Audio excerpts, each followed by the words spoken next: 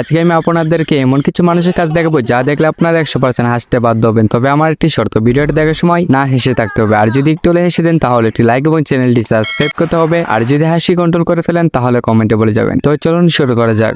এই সময় কম, শুরু করো। নাম্বার 3।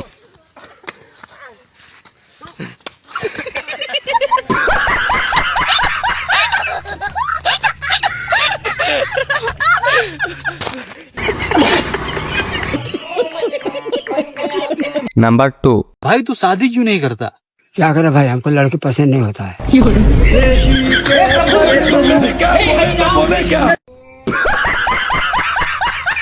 नंबर 1।